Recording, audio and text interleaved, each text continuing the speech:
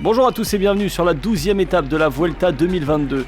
Après une journée supplémentaire de récupération à une allure modérée, vent de face dans la province de Murcie, les choses sérieuses reprennent aujourd'hui pour les favoris. La journée d'hier n'a tout de même pas été de tout repos pour le maillot rouge, Remco Evenepoel qui a perdu un bon atout, le champion du monde Julien Alaphilippe. We already miss him.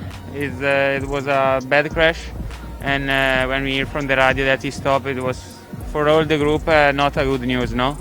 But today is another day. We try to do our best. We stay calm because we know that Remco has a lot of time between the first and second place, so we have time to recover and to keep our pace until the top of the climb. Aujourd'hui, la dernière et seule ascension sera un bon terrain de jeu pour les baroudeurs qui auront pris l'échappée, autant que pour les favoris pour faire des écarts. Aujourd'hui, j'aimerais bien dans l'échappée. Je pense qu'elle a pas mal de chances de se jouer la victoire d'étape. Mais je pense que ça va être une grande bataille parce que beaucoup de coureurs, je pense, veulent être devant aujourd'hui. Donc j'espère en faire partie. L'Alto des Peñas Blancas, près de 19 km de montée, sera le théâtre d'une lutte âpre pour le classement général et pour la victoire d'étape. Une ascension déjà empruntée sur la Vuelta en 2013. Certains s'en souviennent, à l'image de Thibaut Pinot qui avait terminé 4e de l'étape ce jour-là. C'était un bon souvenir, je crois que j'avais fait dans le top 5, ça va être quand même un col de 50 minutes, 1 heure, donc forcément ça sera un col de pur grimpeur et 19 km c'est pas rien. S'il y a un grimpeur qui arrive à prendre la bonne échappée, il a de grandes chances de gagner aujourd'hui, parce qu'il n'y aura pas beaucoup de grimpeurs dans l'échappée, donc voilà, on s'attend à une très très grosse bataille qui peut durer du temps. Ouais. Pour d'autres, c'est un peu plus flou. No me recuerdo, ya la hemos hecho. Hace 9 años. Ah, no tenía ni idea. Yo olvido muy fácil, no me acuerdo de nada. Le Colombien lui avait fini 10e de cette étape. Aujourd'hui donc 192 km entre Salobreña et Peñas Blancas à Estepona. 19 km après de 7% de pente moyenne après un début d'étape où il faudra batailler pour prendre l'échappée. Le vent qui pourrait souffler de face sur le début de parcours pourra freiner l'échappée, mais ils seront nombreux à vouloir la prendre. Il faut attendre près de 50 km aujourd'hui pour que l'échappée ne se dessine, une échappée fleuve avec 32 noms et simplement 4 équipes non représentées, Cofidis, Groupama FDJ, Lotto Soudal et Kern Pharma. Le rythme est plus soutenu qu'hier, à plus de 47 km/h de moyenne. L'écart monte régulièrement et l'échappée peut espérer aller au bout. Derrière, Groupama FDJ contrôle avec l'équipe du maillot rouge Remco Evenepoel. Parmi les hommes de tête, on peut noter la présence de Jevine, le meilleur grimpeur et déjà vainqueur de 2 étapes depuis le début de cette Vuelta. Marc Soler, très offensif depuis le début, est également dans le bon coup. Parmi les grands favoris, on peut aussi noter Richard Carapaz, l'Équatorien, ou encore Lutsenko d'Astana. Mais le mieux classé au général pointe à plus de 14 minutes, c'est Wilco Kelderman de la Laborance-Grohe, qui est 21e au général. Pas de quoi affoler le top 10. Le rythme reste soutenu dans la deuxième heure de course et à 70 km de l'arrivée, le peloton pointe à plus de 7 minutes. Le vainqueur se trouve sûrement parmi les hommes de tête.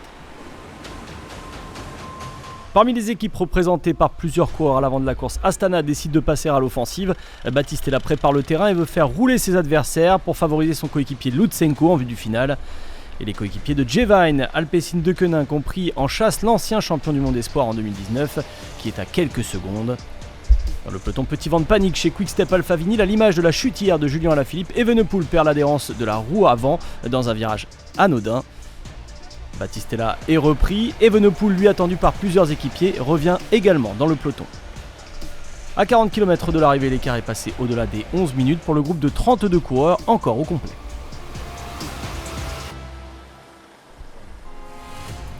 Remco Evenepoel chahuté après avoir été au sol dans cette étape pourra compter sur du renfort dans l'ascension finale.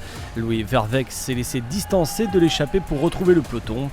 On entre dans les 30 derniers kilomètres et d'ailleurs 10 km plus loin, les hommes de tête sont au pied de la dernière montée avec encore plus de 10 minutes d'avance sur le peloton. Les Laborance-Grohe prennent le rythme de l'échappée en main avec Fabro qui fait le tempo. Il roule pour son nouveau leader Kelderman qui vise un beau rapproché au général. Petit à petit, on lâche à l'arrière de ce groupe de tête. Dans le peloton, c'est Jumbo-Visma qui gère avec Rohan Dennis, l'Australien en tête. Evenepoel ne compte plus que 2 équipiers, Louis Verweyck et Ilan van Wilder. On a repris 2 minutes à l'échappée. À l'avant, il reste les hommes forts. À 10 km de l'arrivée, ils sont encore une dizaine.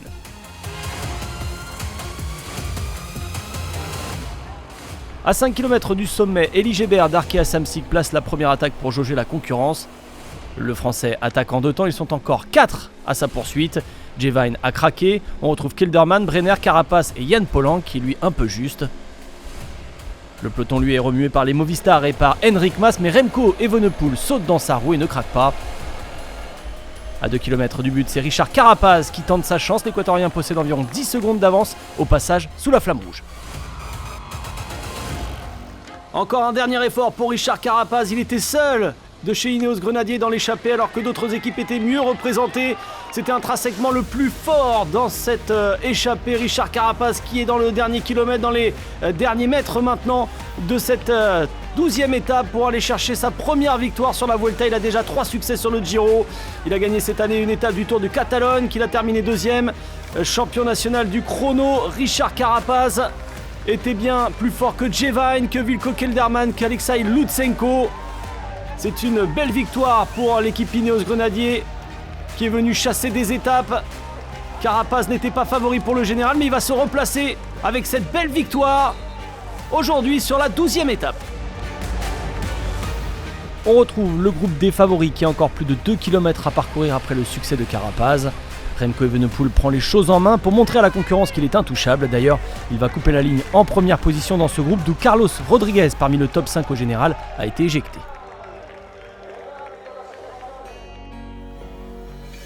Le champion olympique Richard Carapaz remporte une étape sur la Vuelta après avoir déjà remporté 3 étapes par le passé sur le Giro. Il lui reste désormais à briller sur le Tour de France pour compléter sa collection en Grand Tour. Ancien porteur du maillot rouge, 5 jours sur la Vuelta il y a 2 ans, Carapaz remporte une 3e victoire cette saison après le titre national en contre-la-montre et une étape sur le Tour de Catalogne. 2e du Giro cette année, il réussit également son objectif sur cette Vuelta en mode chasseur d'étape.